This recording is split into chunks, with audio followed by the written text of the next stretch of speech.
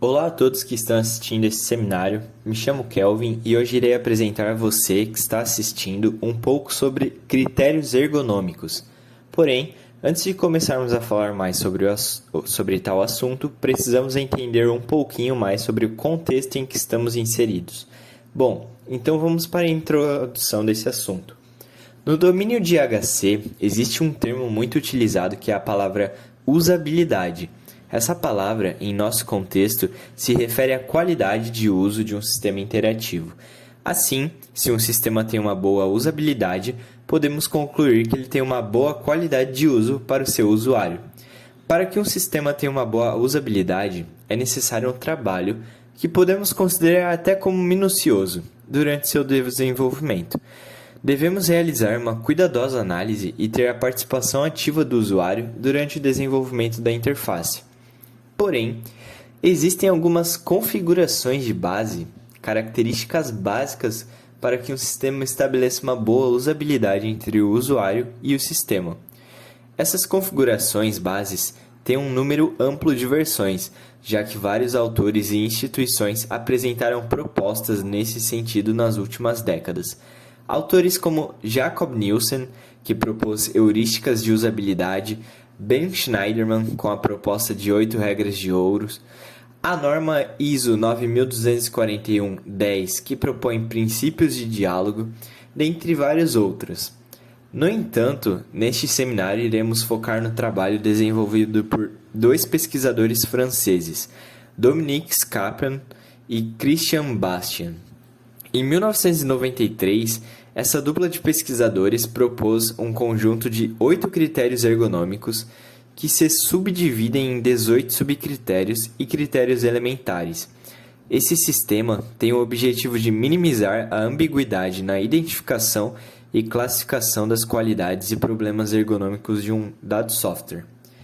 Bom, já sabemos que eles têm o objetivo de minimizar a ambiguidade. Mas esse sistema tem sucesso em seu objetivo? A resposta é sim. Os autores mostraram que seus critérios aumentaram a semelhança nas avaliações de uma determinada interface quando feita por diferentes pessoas. Assim, resultados muito mais parecidos foram alcançados em avaliações de interface. Isso traz uma padronização para essas avaliações e diminui a ambiguidade tão presente na avaliação de uma interface. Bem, vimos que o uso desses critérios trazem resultados. Para a avaliação de uma interface, o uso de tais critérios diminui a ambiguidade e traz um certo padrão na avaliação, deixando assim a subjetividade de lado. Já o uso desses critérios no desenvolvimento traz uma melhora na usabilidade da interface. Temos então que esses critérios são positivos em todos os cenários. Mas então, quais são esses critérios? Vejamos a seguir esses critérios e subcritérios. Em razão do tempo, não conseguiremos nos aprofundar demasiadamente em todos os subcritérios. Porém, relembro a vocês que as referências estarão disponibilizadas ao fim. O primeiro critério ergonômico é a condução. Esse critério tem o objetivo de favorecer o aprendizado e a utilização de um sistema por usuários novatos.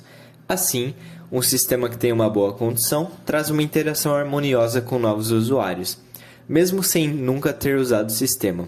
O usuário conseguirá seguir adiante em sua tarefa devido à condução.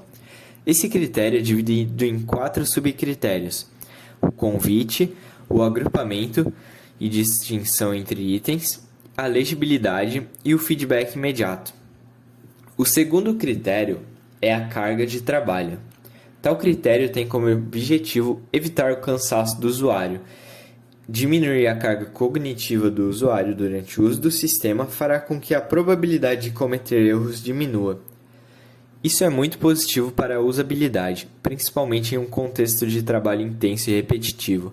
Para que esse critério seja atendido, devemos nos atentar a leituras e memorizações desnecessárias, assim como deslocamentos inúteis e repetição de entradas. Existem 2 subcritérios que fazem parte desse escopo: a brevidade e a densidade informacional. O terceiro critério é o controle explícito. Tal critério pode ser visto fortemente em instalações de programas, por exemplo, onde o usuário precisa configurar explicitamente suas preferências e confirmá-las passo a passo.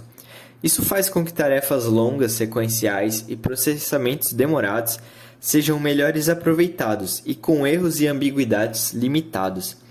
Esse critério se define em dois subcritérios: ações explícitas do usuário e controle do usuário. A adaptabilidade é o quarto critério visto por nós.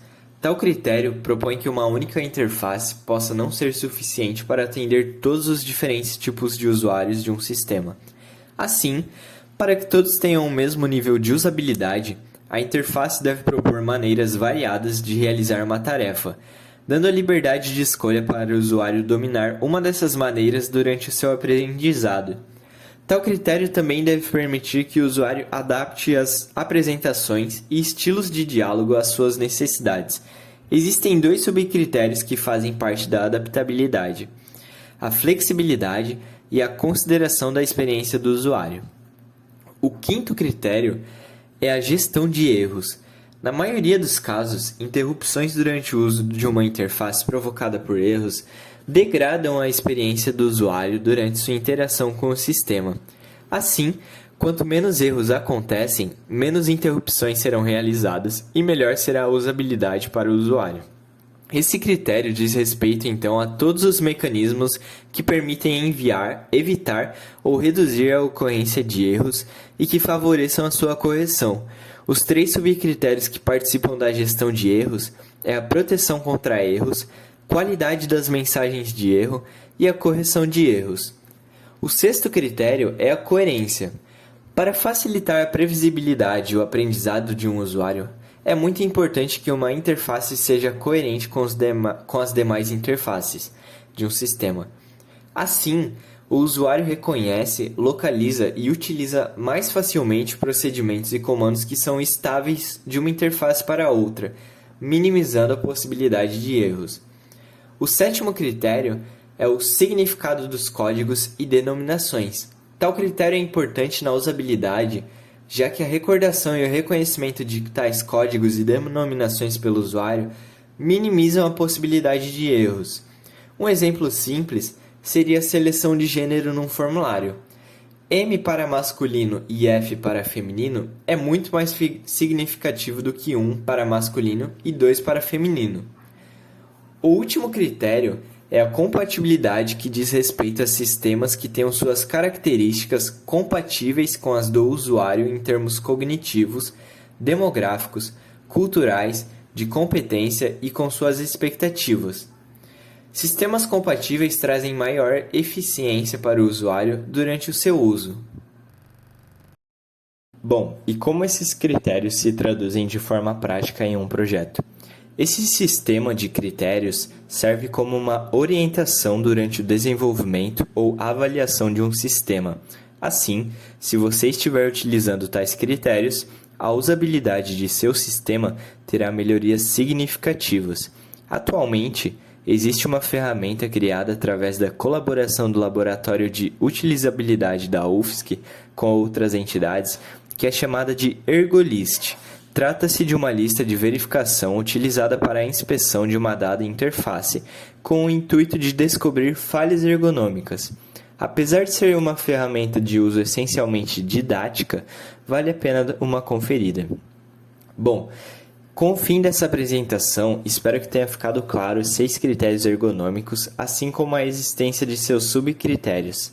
É muito importante frisar que todos os critérios devem ser utilizados e não há ordem de importância ou prioridade durante a implementação desses critérios. Você não pode, por exemplo, deixar a coerência de lado em seu sistema para priorizar o critério de adaptabilidade. Para a atividade, irei apresentar algumas interfaces e juntos debateremos critérios ergonômicos